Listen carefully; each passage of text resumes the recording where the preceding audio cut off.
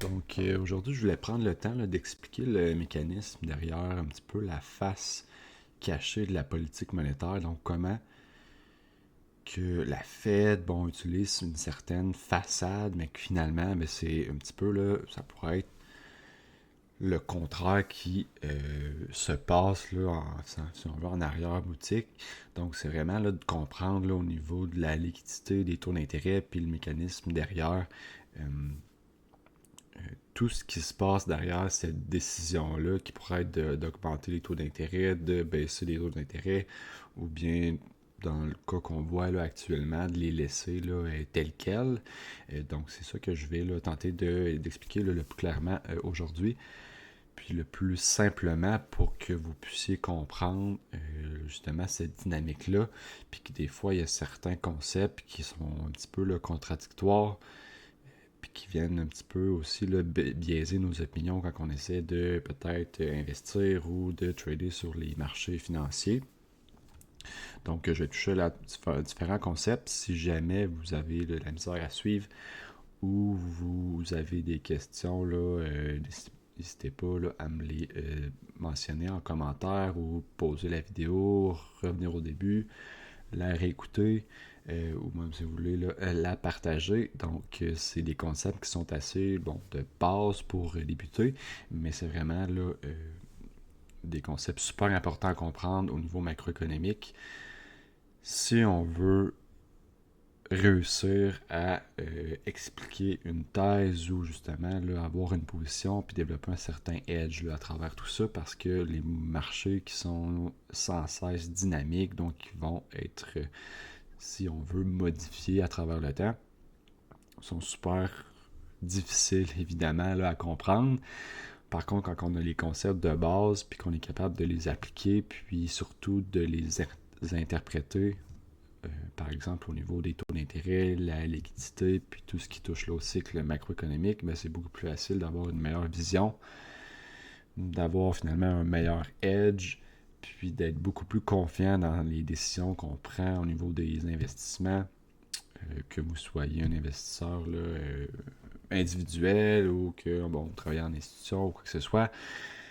C'est des concepts de base qui vont pouvoir aider là, pour la suite de la théorie.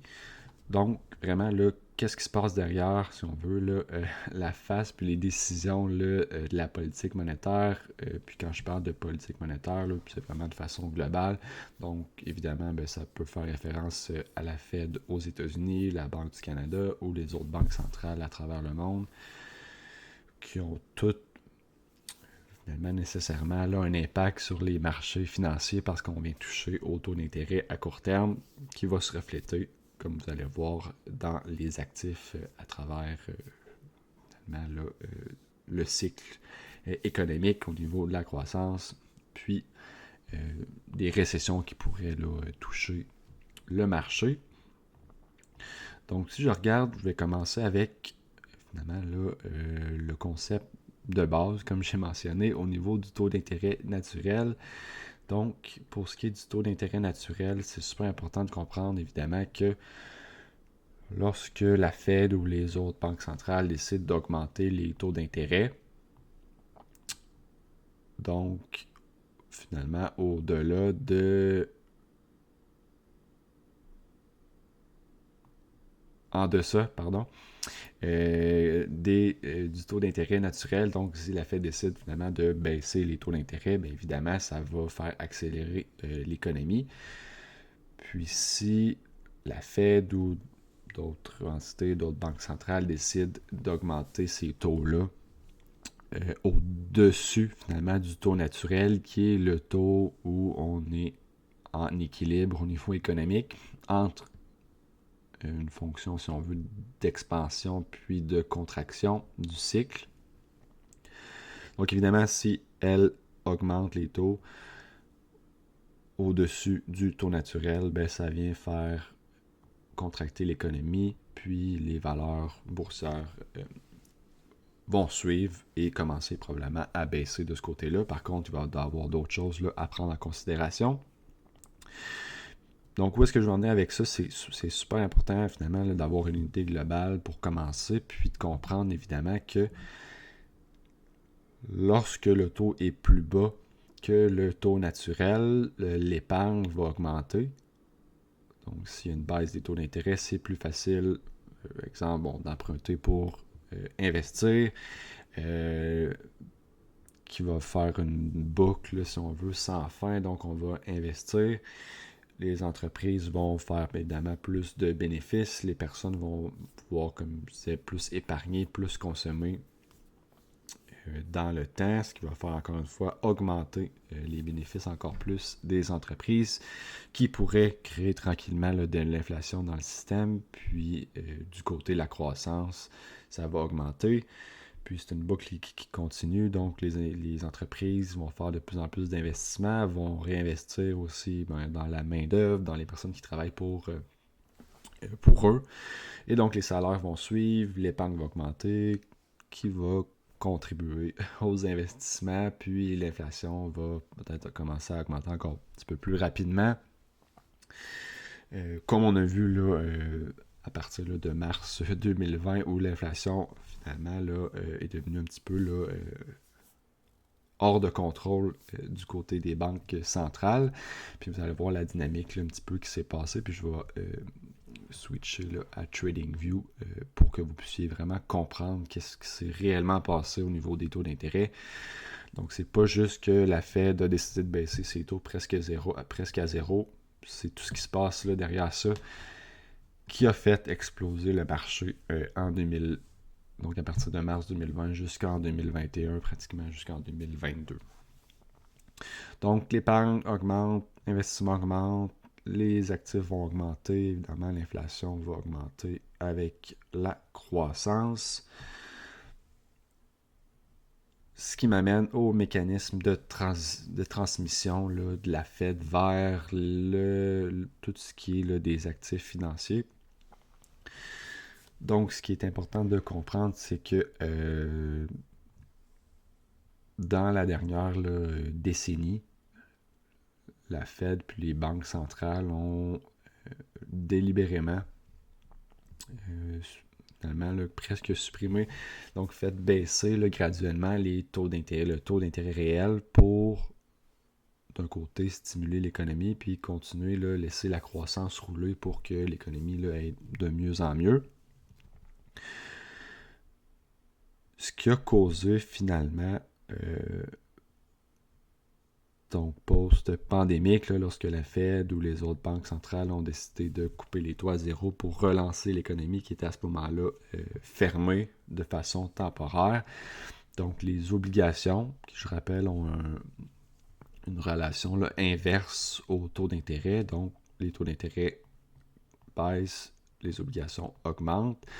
Donc ça l'a fait augmenter rapidement les obligations qui étaient vraiment plus là, attrayantes au niveau des institutions ou des investisseurs parce que le rendement était extrêmement bas puis le prix était extrêmement élevé. Donc le risque était que justement les taux commencent à remonter puis que les obligations chutent. Donc c'était pas le temps d'en acheter.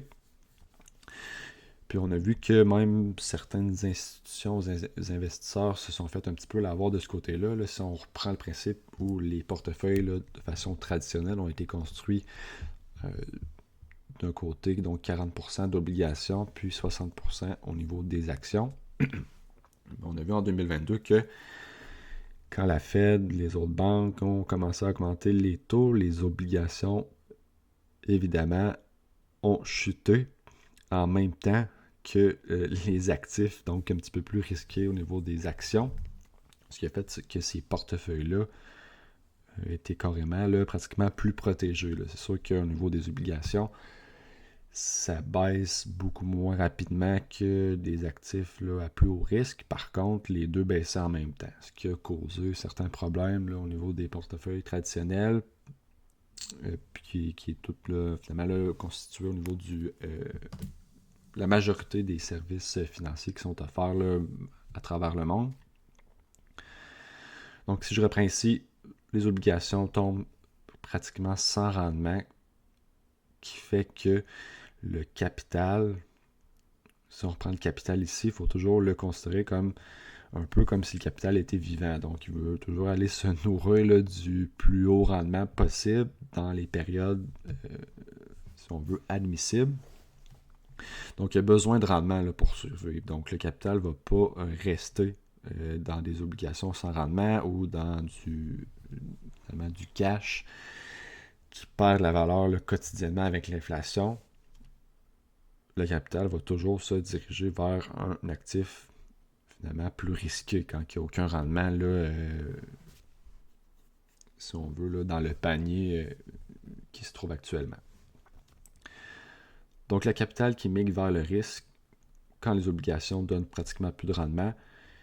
Puis je vais en dire aussi le taux réel par la suite, je pense à la prochaine slide. Mais bref, on migre vers le risque, puis ce risque-là, évidemment, ça fait augmenter les investissements, puis on donne de plus en plus de leviers qui fait encore plus rapidement augmenter les valorisations boursières, les indices boursières. On a vu aussi au niveau de la crypto-monnaie qui a augmenté assez rapidement. Donc, c'est toutes des choses qui se passent là, derrière la décision initiale là, que je parlais tantôt au niveau de la Fed. C'est toutes des choses qu'il faut prendre en compte puis suivre régulièrement parce que la tendance peut aussi se renverser. Puis c'est pas nécessairement parce que la Fed réaugmente ses taux d'un matin que le marché va tomber de 20-25% comme on a peut-être vu lors de la COVID ou d'autres récessions là, dans le passé.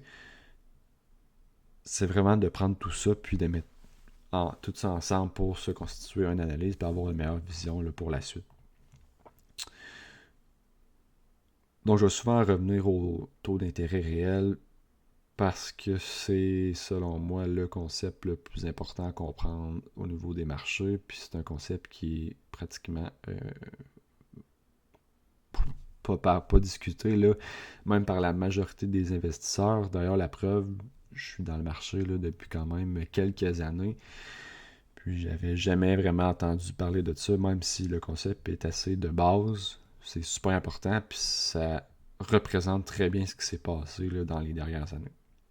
Donc le taux réel, c'est le taux nominal moins l'inflation qui est prévue dans le système. Donc si les obligations, par exemple, au niveau des États-Unis seraient à 3% de rendement, puis l'inflation est à 2%, on aurait un taux réel de 1% de ce côté-là.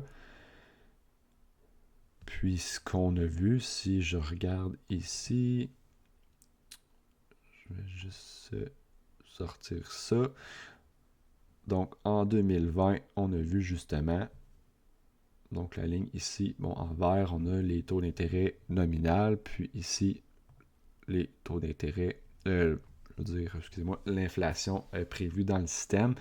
On a vu ici que l'inflation prévue à ce moment-là était plus élevée que les taux d'intérêt nominal. Ce qui fait qu'en soi, si on revient ici, le taux d'intérêt tombait dans le négatif.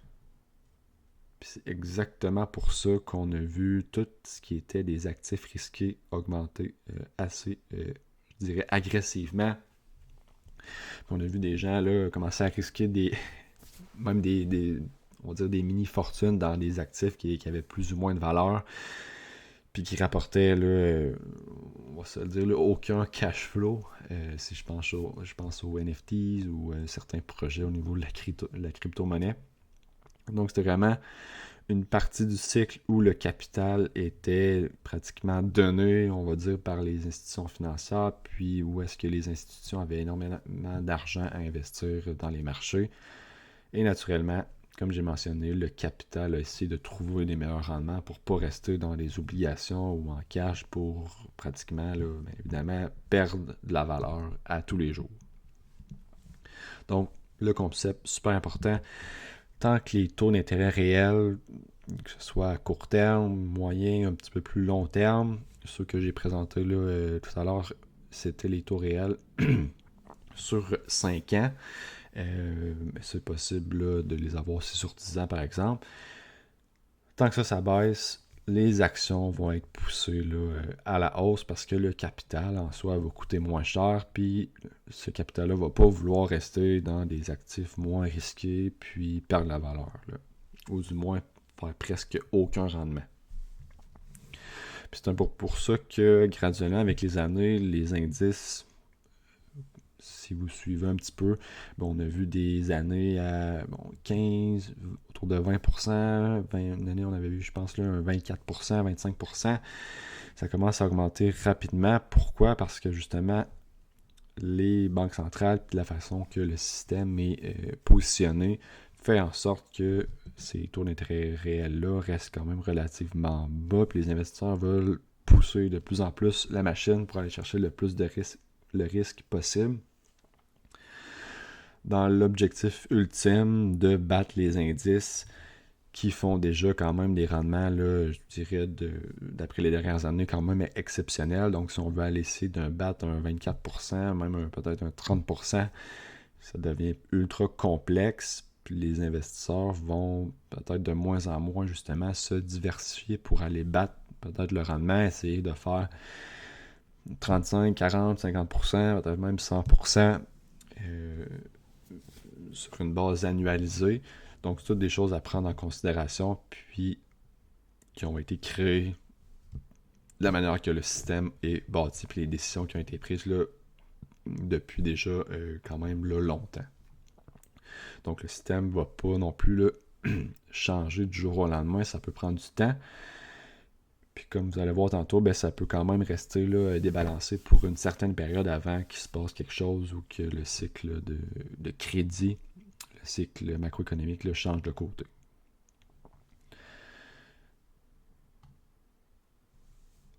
Donc, important à retenir, le crédit un crédit plus facile apporte évidemment un levier plus facile qui revient au crédit puis qui forme cette boucle-là ici. Donc, un crédit qui est facile, des taux d'intérêt faibles, donc les taux d'intérêt réels faibles, vont naturellement encourager les participants, donc le capital dans le système, à prendre de plus en plus de leviers qui va commencer à faire monter les actifs de plus en plus vite.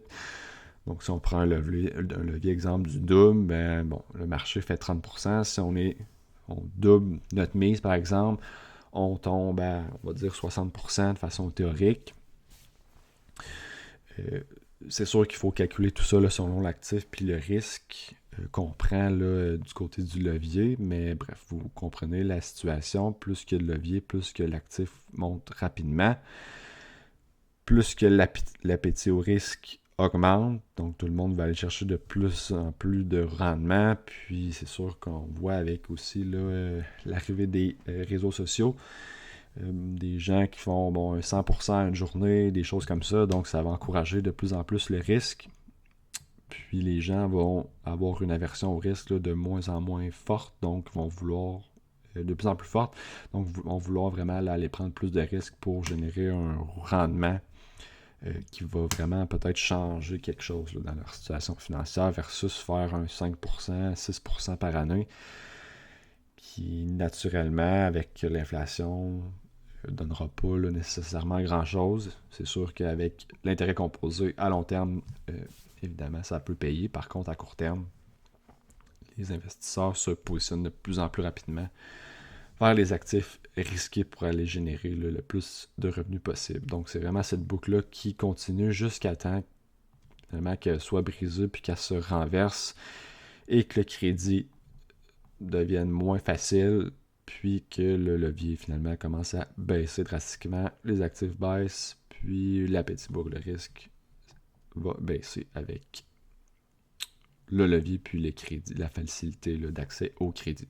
Donc, la boucle qui se renforce graduellement, qui crée le marché, comme on a pu voir, même d'ailleurs dans les dernières semaines, peut pousser là, les indices là, à des nouveaux sommets là, assez agressivement de ce côté-là.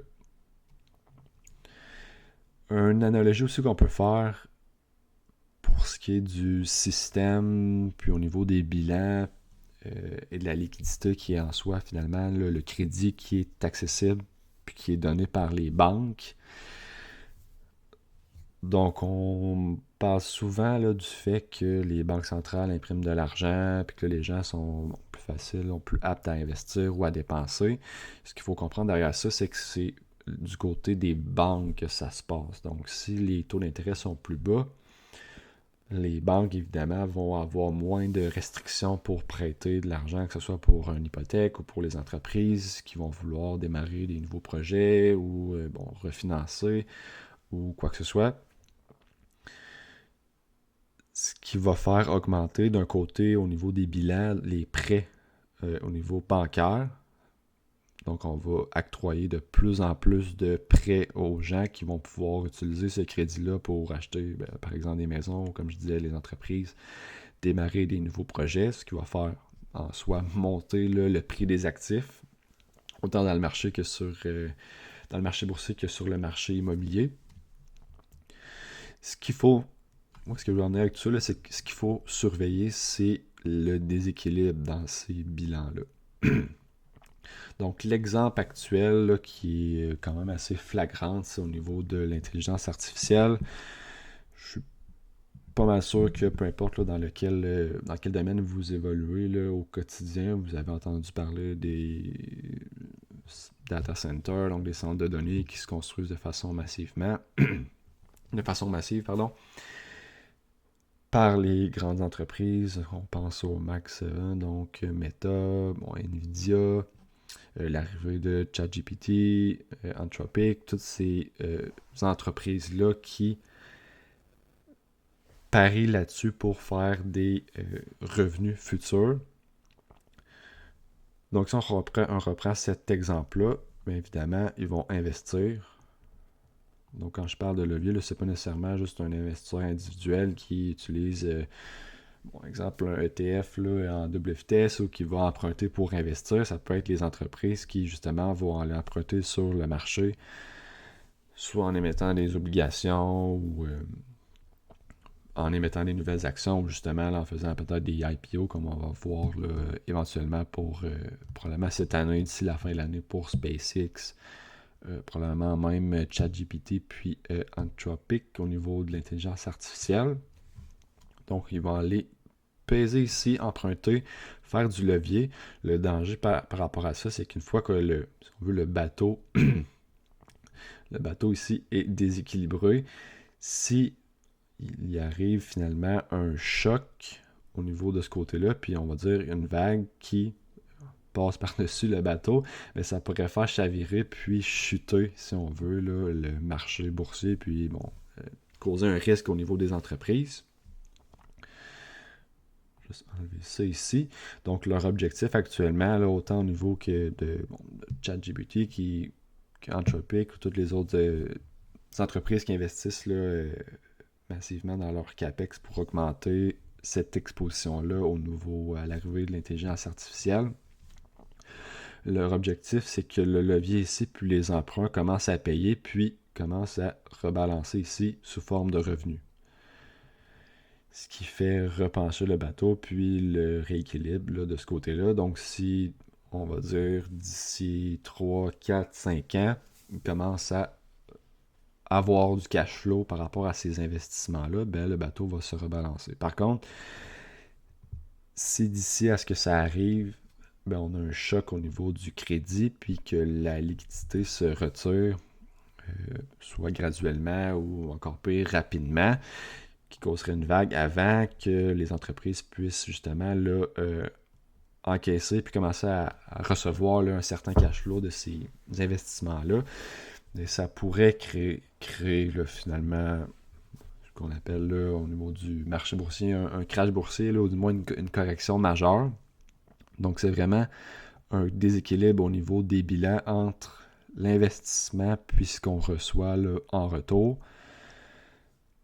Puis ça se reflète évidemment là, dans les spreads de crédit là, que je pourrais, là, je pense que j'en avais déjà parlé dans une récente vidéo, mais je pourrais en parler là, dans d'autres présentations. Mais bref, ça va se refléter dans ça, puisqu'une entreprise qui investit peut-être trop massivement, puis que finalement les conditions de crédit commencent à changer trop vite, puis on n'a pas le temps là, maximiser tout ça, ben, c'est sûr qu'au niveau des valeurs boursières, les actionnaires vont avoir un peu peur que justement là, ben, l'action va probablement chuter parce que on n'aura pas réussi à maximiser ces investissements-là, puis atteindre nos objectifs au niveau des earnings de ce côté-là. Fait que le risque, c'est vraiment que le bateau ici se crée une dépendance à la liquidité. Puis quand cette liquidité-là diminue ou que simplement elle change ou peut-être même dans le pire scénario qu'elle disparaisse pendant un certain moment, ben ça crée un énorme risque là, pour les entreprises puis les investisseurs qui utilisent le levier actuellement pour essayer d'aller chercher des meilleurs rendements là, dans le futur. Donc, une analogie quand même assez importante au niveau du déséquilibre des bilans puis de la façon selon laquelle, là, si on veut, là, l'argent est créé dans le système financier. Il faut comprendre que jusqu'à un certain point, le marché peut quand même absorber une partie du risque. On l'a vu là, dans les dernières semaines avec le conflit au niveau du Moyen-Orient entre les États-Unis puis l'Iran. Si le risque est considéré comme un petit peu plus court terme ou il n'y a pas nécessairement là, de raison majeure où est-ce que justement ce cycle de crédit-là viendrait à terminer plus rapidement que prévu peut-être, mais le marché peut absorber quand même une certaine portion. Puis c'est ça qui vient un petit peu difficile à comprendre aussi dans le marché parce que des fois on s'attend là, souvent rapidement au pire, mais le marché, comme on a vu là, si je regarde ici, si je sors le Russell exemple ici, donc la hausse qu'on a vue à partir du début avril, là, suite à la diminution des tensions là, au Moyen-Orient. Donc on voit le Russell qui a augmenté rapidement, puis ça c'est finalement là, plus des moyennes et on va dire petites entreprises, là, c'est relatif, aux États-Unis. Donc c'est pas le type de marché où la liquidité est faible. Si on touche des nouveaux sommets pratiquement chaque jour, pendant là, près de... ça va faire plus qu'un mois déjà, que le marché monte là, quand même sans arrêt. On a un petit pullback ici, mais ça continue de monter. Donc, c'est pas là, le style de marché qu'on voit quand la liquidité se retire ou qu'il y a un péril dans le cycle là, de crédit. Donc, présentement, les taux d'intérêt réels, si je ressors ici, on voit l'écart avec l'inflation prévue là, quand même relativement diminué. Je rappelle, c'est les 5 ans. Si on prendrait ceux à court terme, là, que malheureusement, je n'ai pas accès présentement, on pourrait voir qu'ils sont quand même pas trop loin là, d'être dans le négatif parce que l'inflation prévue est surtout là, sur une base court terme, étant donné que c'est relié directement au conflit au Moyen-Orient. Donc on peut voir que l'écart se rétrécit comme on avait vu ici finalement quand les taux d'intérêt ont tombé là, dans le négatif pendant une certaine période de temps. Donc le marché peut absorber du risque. C'est sûr que si à un moment donné ça devient trop extrême, ben là il va y avoir un certain débordement, si on peut dire ça, là, sur si on veut le bateau là, que j'ai présenté plus tôt. Puis ça pourrait créer là, une pression sur les entreprises qui sont considérées un petit peu plus à haut risque. Donc c'est pas important de regarder au niveau des écarts de crédit entre les taux sans risque puis les taux d'intérêt peut-être sur les entreprises aussi justement qui investissent dans l'intelligence artificielle qui vont avoir un impact sur la valorisation. De l'autre côté, la volatilité va être si on veut là, ralentie tranquillement à mesure que les conditions financières s'améliorent. Puis c'est sûr que le dollar va avoir un rôle important à jouer avec la situation actuelle. Donc toutes ces variables-là vont aider ou nuire aux conditions financières actuelles. Donc vous voyez que On est parti d'une simple décision sur les taux d'intérêt à un cycle de crédit complet qui dépasse largement là, une simple décision de baisser ou d'augmenter les taux.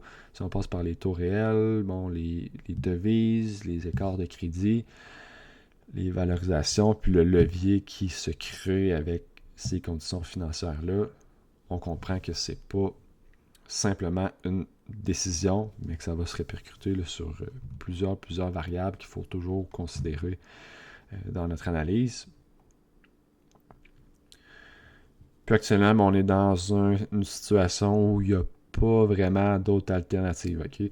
Les entreprises sont forcées d'aller investir dans le cas présent, dans les investissements au niveau de l'intelligence artificielle parce que évidemment le capital, le gros capital là, dans le monde s'en va là. Puis une entreprise qui décide de juste pas investir là-dedans, ben elle a encore plus de risques que décider d'investir dans ce domaine-là parce qu'elle va être laissée derrière la horde, si on veut. Là. Si l'entreprise décide de continuer dans sa voie sans développer puis investir en recherche, en développement pour augmenter ses procédés, ben éventuellement, along the way, dans 2, 3, 4, 5, 10 ans, il y a une autre entreprise qui va passer par-dessus, qui va avoir pris la décision justement d'investir dans l'intelligence artificielle, puis d'accélérer, d'optimiser les processus pour finalement le prendre le plus possible de part de marché parce qu'on reste quand même dans un monde qui est compétitif. Donc, pas d'autre solution. Les entreprises doivent aller investir, puis c'est exactement pour cette raison-là qu'on voit. Si je regarde ici...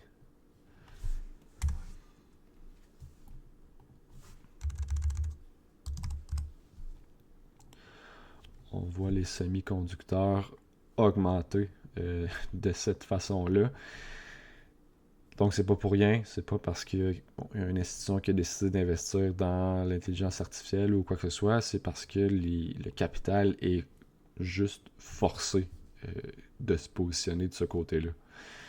Donc, il n'y a pas d'autre alternative. Ce qui fait que ici, on est dans le secteur des hardware qui augmente là, rapidement. Donc, suite au bas, là, au mois d'avril, on voit qu'on est à plus de 200% depuis avril là, 2025. Puis ici, c'est le creux là, fin mars. Donc, en un mois, on est à 60% là, d'augmentation.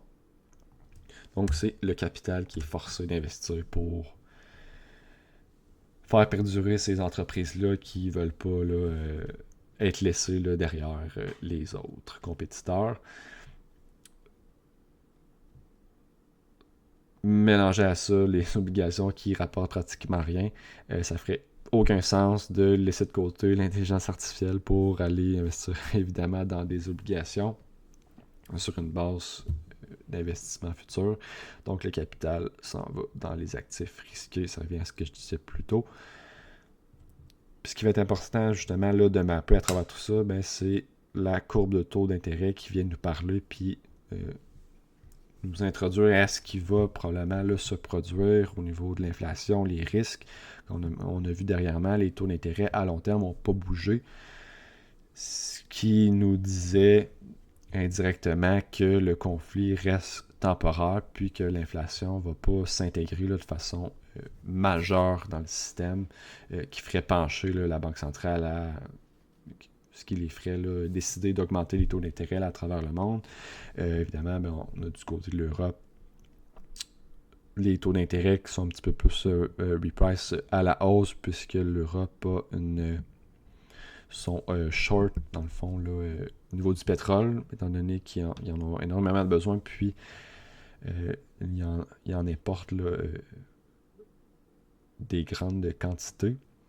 Donc, la courbe de taux qui va nous parler de ce côté-là, on a les taux de réel que je mets à chaque fois un emphase parce que c'est le vrai prix là, du capital qu'on peut emprunter. les anticipations d'inflation, puis les taux à court terme, puis évidemment, il faut regarder les prix. Donc, comme je mentionnais tantôt, si on voit là, justement, là, le ETF sur les semi-conducteurs monter comme ça, ben, ça nous montre que le capital en soi est un petit peu forcé d'investir dans les hardware de ce côté-là. Puis de l'autre, on a évidemment là, les softwares, c'est une autre histoire, mais bref, ça nous montre que le capital est forcé, puis les actions continuent de monter de plus en plus rapidement. Puis à travers tout ça, ben, c'est sûr qu'il y a des investisseurs qui vont commencer à chase. Peut-être qu'on va voir une correction. Il y en a qui vont peut-être avoir été pris là, plus haut. Mais bref, c'est plus risqué présentement de ne pas être investi dans le marché que, selon moi, d'acheter à des niveaux sommets, qui est à réduire peut-être son exposition de ce côté-là. Parce que c'est toujours un risque là, qu'il faut prendre en compte. Là. Faire aucun rendement, c'est selon moi le plus risqué, justement, présentement, que d'en perdre peut-être un petit peu pendant une certaine période. Là. Parce que si quelqu'un qui est sideline peut-être là, depuis le conflit, ben, il va commencer à comprendre que ça lui coûte cher les années que le marché là, a monté là, pratiquement de 30% au niveau de la Nasdaq là, en quelques semaines. Là. Puis donc, un petit résumé. Donc, évidemment, les banques centrales peuvent repositionner au niveau du cycle de crédit, mais le marché va toujours s'adapter en arrière-boutique. Puis la prise de risque va être modifiée là, selon les variables que j'ai mentionnées tantôt, selon le taux sans risque, le coût du capital à court terme, à moyen terme, la structure du capital, puis les bilans, la façon que c'est balancé, les investissements qui sont faits, le capital qui est en soi forcé vers certains investissements pour pas que les entreprises restent derrière puis qu'ils soient mangées par les compétiteurs dans le futur. Ça va modifier les valorisations boursières. Évidemment, on a le discount rate qui implique que les valeurs présentes augmentent quand les taux d'intérêt là, diminuent, puisque ces entreprises-là investissent pour un cash flow qui est futur. Donc, si on le ramène en valeur présente d'aujourd'hui, plus le taux d'intérêt est bas, plus la valeur présente va être élevée. Puis ça pousse finalement toute l'économie dans un nouvel équilibre artificiel jusqu'à temps qu'il y ait un autre mouvement, d'autres développements. Bon, on a le conflit au Moyen-Orient qui s'intègre tranquillement dans le système.